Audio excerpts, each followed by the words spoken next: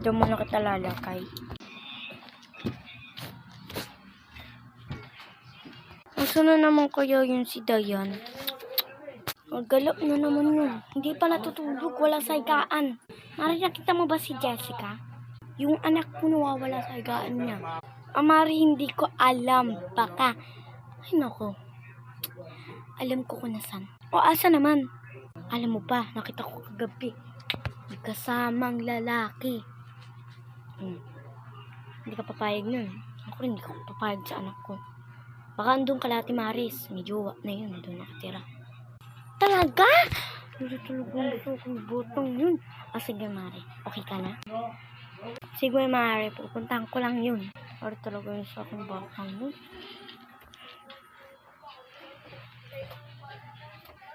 Ano ka ba, babe? Babe, gwapo ba ako?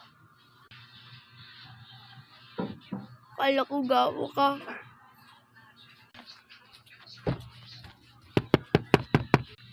Marie Chris.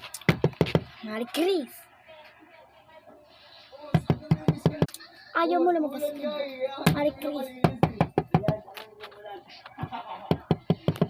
Ano yun, Mare? Yung anak mo ba? Kakalabas lang. Kung alam sa nagpunta yung bata, sabi niya, di na daw siya babalik dito. Kaya nga inayaan ko na umuwi. Kasi baka magalit ka pa. Hinako dyan, hindi na yan talaga sa akin. Okay ka na? Oy, okay ka na? So, sige yan. Ang layo pa. Diyan, pumunta pa ako dito. Wala naman pa rin daw mangyayari. Pumunta pa ako, layo-layo. Tsaka paano nakapunta dito sa Singapore? Ang pangit naman ang jowa niya. Kala niya kagwapuhan.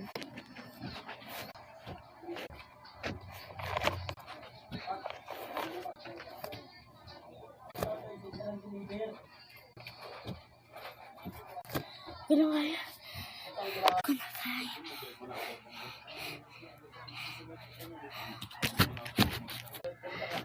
Hagad na ako. Hindi na ako. Buksan mo to. Dito ko pala to bahay. So, yan. Okay na isip ko. Gal ko na. Anak ko. Naku. Uma, andiyan ka na pala. At talagang pumunta ka pa dun sa Singapore pala na sa jowa mong pangit. Ma-break na kami nun. Bakit kayo nag-break? Ang pangit niya kaya.